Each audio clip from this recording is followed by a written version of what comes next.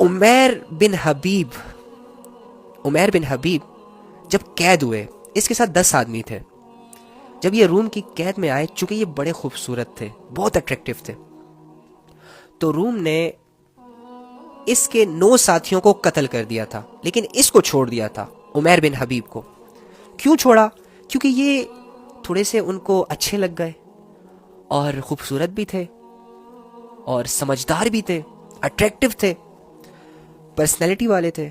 تو اس نے اس کو قتل نہیں کیا، بلکہ اس کو اپنا غلام بنا لیا. کچھ عرصہ گزرنے کے بعد جب یہ اچھا خاصا جوان ہو گیا اور صحیح ٹھاٹ بھاٹ بن گئی اس کی، تو اس نے اسے آفر دی. آفر کیا دی؟ اس نے کہا تم اپنا اسلام چھوڑ دو، عیسائی ہو جاؤ، میں اپنی بیٹی کا نکاح بھی تم سے کروا دوں گا، اپنی بیٹی بھی تمہیں دے دوں گا، اور بادشاہت بھی تمہیں دے دوں گا. عمیر بن حبیب کیا فرماتے ہیں؟ اگر تم مجھے پورا عرب بھی دے دو، پھر بھی میں 1 سیکنڈ کے لیے اپنے دین کو نہیں چھوڑنے والا. یہ اس کا جواب تھا، یہ اس کا مطلب ایک کانفیڈنس لیول تھا کہ نہیں، لڑکی مل جائے گی، کتنا فائدہ اٹھا لوں گا، زیادہ سے زیادہ 10 سال 20 سال 30 سال 40 سال، ختم ہو جائے گی زندگی. جیسے ہی زندگی ختم، لڑکی کی لذت ختم، زنا کی لذت ختم، نکاح کی لذت ختم، ہر اچھے برے کی لذت، ہر اچھے برے کی تمیز، ہر ویل سیٹلڈ انسان ختم ہو جاتا ہے، سارے نقشے چھوڑ دیتا ہے. یہ عقل مند تھا.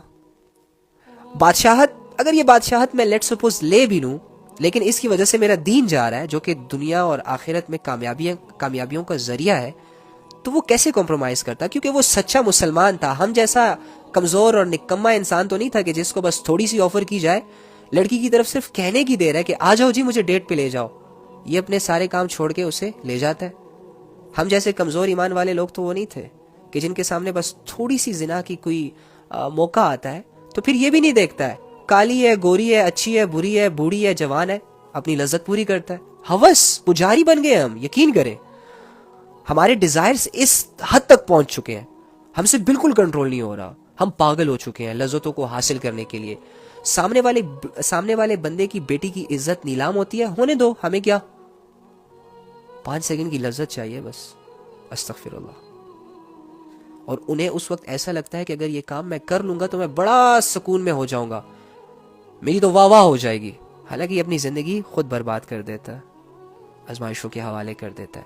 تو عمیر بن حبیب کو یہ آفر دی جا رہی ہے کہ عیسائی ہو جاؤ، بیٹی بھی دے دوں گا، بادشاہت بھی دے دوں گا. آگے سے کیا کہتا ہے؟ ریپلائی سنو یار، کتنا زبردست ریپلائی ہے اس کا، کہ اگر تم مجھے یہ پورا عرب بھی دے دو، پوری دنیا بھی دے دو. جب عرب دو گے تو اس میں ساری لڑکیاں بھی میری ہو جائیں گی، سارا مال و دولت بھی میرا ہو جائے گا، بادشاہت بھی میری ہو جائے گی، یعنی ایک ویل سیٹلڈ ہو جاؤں گا، جو دل میں آئے گا وہ کر لوں گا. ہم جیسوں کو اگر کوئی آفر کرے ہم اپنا ایمان بیچ دے، اوکے یار دے دو، یہی تو چاہیے تھا. وہ کہتے ہیں میں 1 سیکنڈ کے لیے بھی اپنے دین کو چھوڑنے کے لیے تیار نہیں ہوں. 1 سیکنڈ کے لیے. تم تو مجھے کہہ رہے ہو کہ عیسائی ہو جاؤ، میں اپنے اسلام کو 1 سیکنڈ کے لیے چھوڑنے کے لیے تیار نہیں ہوں اگر اس کے بدلے تم مجھے پورا عرب بھی دے دو. اب یہ کیا، اس کے جواب نے اسے غصے میں ڈال دیا کہ اچھا اتنا پراؤڈ ہے تمہیں اپنے ایمان پر، اتنا فخر ہے تمہیں اپنے تقوی پر.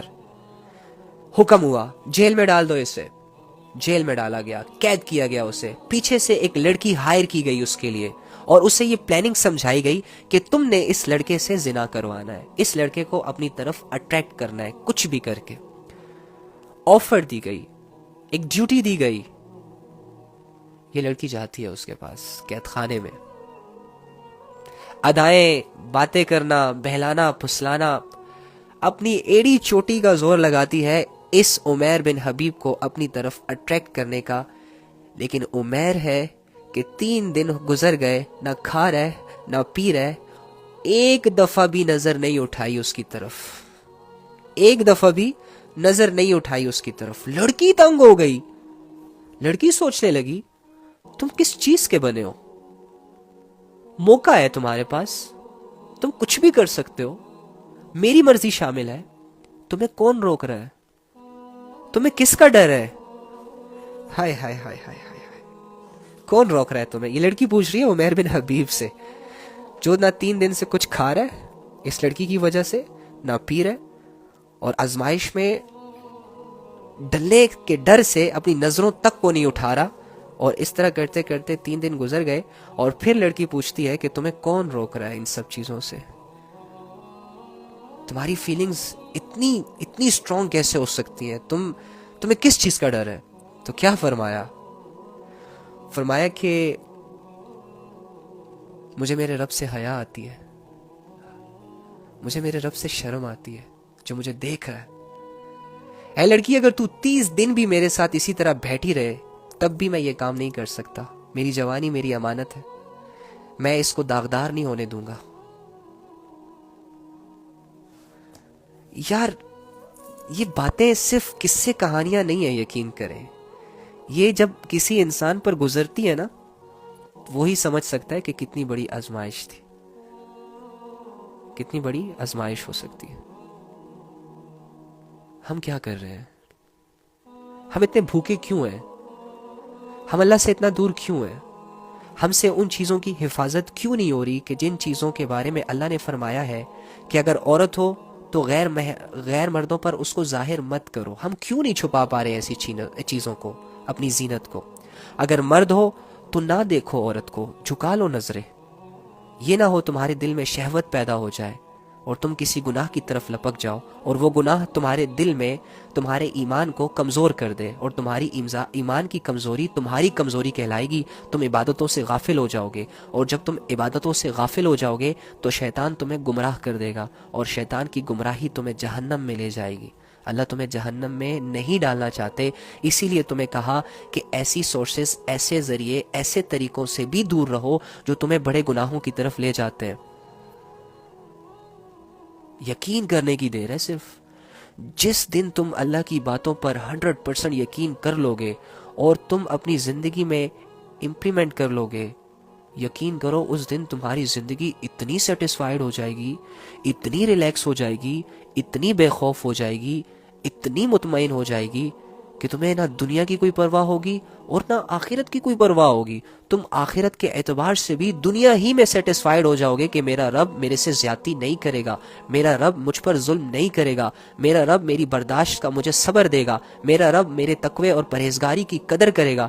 خدا کی قسم یہ یقین تم دل میں لے کر مرو گے۔ شرط صرف اتنی ہے کہ تھوڑا سا محنت کر لو، تھوڑا سا خود کو قابو کر لو، چند زوردار قدم اپنے نفس پر رکھ لو، اللہ کی خاطر گناہوں سے پیچھے ہو جاؤ، بے حیائی سے پیچھے ہو جاؤ، اپنی شرمگاہوں کی حفاظت کرو۔ اگر لڑکی ہو تو اپنی زینتوں کو چھپاؤ، اپنے آپ کو سیکیور کرو۔ اگر لڑکے ہو اپنی نظروں کو پاک کرو، اپنے کانوں کو پاک کرو، اپنے نفس کو پاک کرو۔ خدا کی قسم ویل سیٹلڈ ہو جاؤ گے دونوں جہانوں میں۔